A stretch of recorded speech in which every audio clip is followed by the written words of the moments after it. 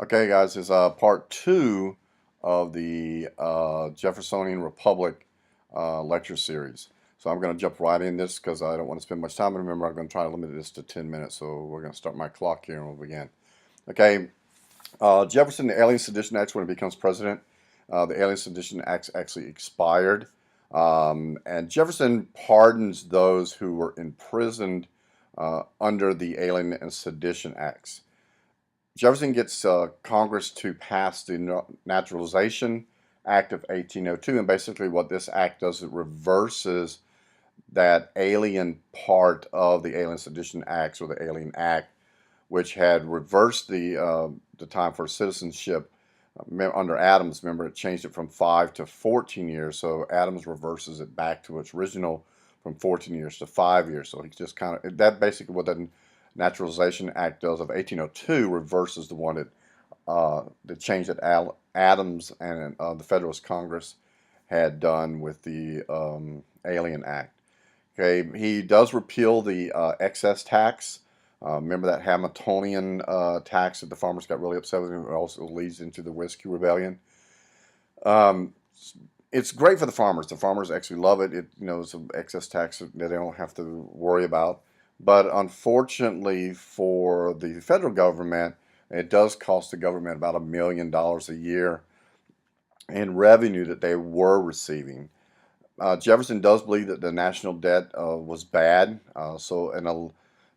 Unlike where Hamilton was going to do the assumptions, and remember, Jefferson actually does continue this program, this Federalist program of assumption, but he does believe that national debt's bad. Hamilton kind of believed you had to keep some of that debt there, and argumentatively so, Hamilton and many of the Federalists believed that it would also help keep the states under the U.S. Bank and have that some control over the states is basically one of the reasons that it's there.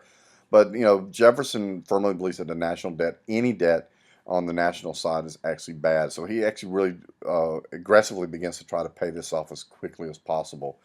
Now he does, like I said, he does leave some of the Federalist programs in place, such as the national debt paid at par, the assumption concept. You should know what par. Look it up. I meant to turn that one blue. That should actually be blue right there, so I'm not going to stop it to do that right now. But at par, make sure that's one of those words that you know, or phrases that you know.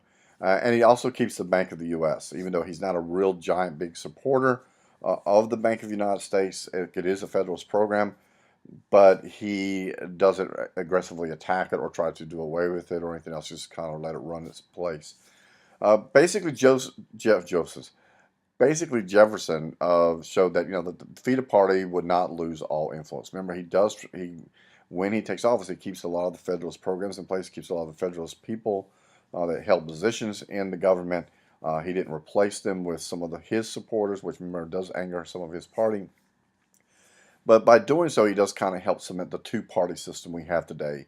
In other words, even whenever a president becomes elected, even to this day, he doesn't necessarily get rid of everybody that has a governmental position that maybe somebody from the other party had put into place. So again, it's very difficult to do that, probably even more so today than then.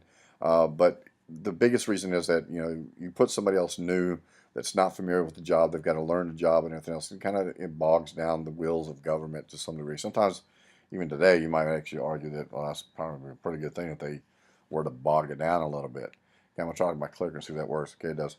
Okay, so the Judiciary Act of 1801 passed while Adams was still president. Remember that one? It creates 16 new federal judges. Now, Adams appoints these judges that become known as the midnight judges because he actually signs this into law at the stroke of midnight. He didn't wanted to make sure the last act that he did before he left office was kind to, like a stick it to you, Jefferson. Remember, there's no love between them. And all the judges that he appoints are Federalists. And this becomes known as packing the court. It was basically done to really anger Jefferson, which he succeeds because Jefferson gets very outraged. But so did a lot of the citizens become very upset by this. And because they remember the Federalist Party and Adams himself had kind of lost favor with the populists because of the Alien and Sedition Acts. Adams is doing this so that Jefferson can't aggressively, or if he does decide aggressively to go after Federalist programs, that um, it won't go through the courts. And the courts would side, at least Adams' interpretation would be, that the Federalists would side with Federalists and they would side against Jefferson and any attempts he has there. So the Republicans, win big in the congressional election, um, and they won't approve all these judges. Now they do approve some of them; they won't approve all of them. Judge Marshall, who actually becomes the Chief Justice, first of all, John Marshall has very minimal law training. He is a Federalist. He served for about 34 years, and basically the Federalist ideas that existed prior to this actually carry through with Marshall. Now, the problem is that this big case, and this is a case, guys, you got to underline, circle, highlight, do everything, because this case shows up almost every exam, some form or other. You will see the Marbury versus Madison. This is one of the biggest landmark cases that takes place before the Supreme Court very early on in 1803. William Marbury is actually one of the midnight judges that Adams has signed. He is, of course, a Federalist. And Secretary James Madison, who is a Democratic Republican like Jefferson, was not going to allow him to take his judgeship. So basically, Marbury sues it all the way up through, or appeals it all the way to the Supreme Court. And Marshall ends up upholding Madison, and he actually denies Marbury his judgeship. And the thing is that you understand is that Marshall here, remember, is the Federalist, and by siding with, if he sides with Marbury, this could be very bad for him. And remember, the Federalist Party has already lost a lot of clout it had. And so it would look very bad if Marshall completely sided with Marbury and insisted that he be given his judgeship. So Marshall was very calculating in how he actually decides this case. So basically, instead of just saying, hey, I agree with Jefferson, or hey, I disagree with Marbury, he reverses. He goes back and he says, well, part of the Judiciary Act of 1789, of which Marbury used to base his case on, was basically unconstitutional. So by Marshall doing this, he's declaring that a previous act, the Judiciary Act of 1789, which was passed by Congress, he considers part of that act to be unconstitutional. So this case ends up being the case which determines or establishes the concept of judicial review. The Supreme Court would have the alone interpretation, could alone interpret the Constitution. This gives the Supreme Court an immense amount of power, power that it still has to this day. Now, there are constitutional lawyers or historians that argue that the Supreme Court pretty well just gave itself that power. It's not in the Constitution. Okay, if you're strict, remember loose interpretation. But this case did establish a judicial review, and therefore it has been around ever since.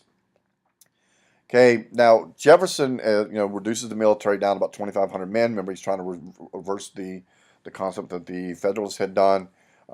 He believes that standing armies invite dictatorships, and large navies would just involve the country in wars far away from home. So he kind of wants to remember his inaugurational speech, friendships for everyone, but tangling alliances for none. And so he basically wants to show that, hey, we can be a friend, we can be international friends, and we don't have to have a large military force to do it, because we can do it economically, politically, diplomacy, and everything else. But the only problem with that concept was the Barbary pirates become a major problem for Jefferson. Now, the Barbary pirates have already existed. They been a problem for the Federalists through Washington and Adams, more Adams than Washington. But the Federalists just basically, to deal with them, actually just paid tribute and for protection of the U.S. Merchant ships. And my time's almost running out, so I'm going to finish this slide up. So I lost my train of thought when I thought about time. Okay, so Federalists actually, paid the tribute for U.S. merchant ships. Now, this is appeasement to the purest attempt. It's appeasement, and just pay them protection so they'll leave the ships alone, and trade will continue, and commerce will flow, and everything will be great. Well, the problem is that eventually, as what you do with whenever you appease someone, is that the appeasement can become aggressive, and it's just bad for business in the long run. And that's why we say we don't negotiate with terrorists, because and once you negotiate with them, and then you appease them, and then there's it's just going to snowball from there. So in 1801, actually Tripoli informally declares war on the U.S. because they're not happy with the share that they're receiving by the tribute, and this becomes a big dilemma for Jefferson. Because remember, Jefferson's concept is that the United States can handle everything through diplomacy. We don't need a large military. We don't need a large navy. That's going to invite troubles. So Jefferson's really stuck here because you can't. I mean, he just had a country that a very small country.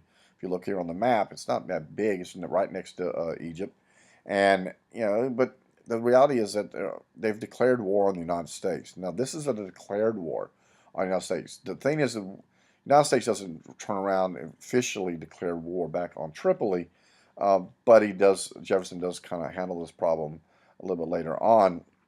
Well, not a little bit later on, excuse me. He's going to send some ships over there, and this conflict's going to go back and forth for some time. And I'm going to finish this one up. Okay, so actually, basically, Jefferson does send the Navy and the Marines out to the shores of Tripoli. And if you know the Marine Corps hymn, you know where that line comes from the halls of Montezuma to the shores of Tripoli. Okay, remember, and I didn't sing that for you, but so it goes 4 years, off and on, back and forth fighting. Jefferson basically turns the Navy into a bunch of little 100 small gunships, not really that effective of a Navy. But the reality is that it gets the job done. Some people argue that if he had developed some larger ships and had sent some heavier ships into the area to do the fighting, that it wouldn't have taken quite as long. But that's again interpretation and what if history, which we don't deal with. So in 1805, a peace treaty is signed between the two, and this conflict that Jefferson had to deal with. Remember, it is a conflict. Again, the contradictions of Jefferson, right? We talked about those. Okay, I'm going to stop right here. We're going to start part 3 with Louisiana, and I'll be right back with part 3.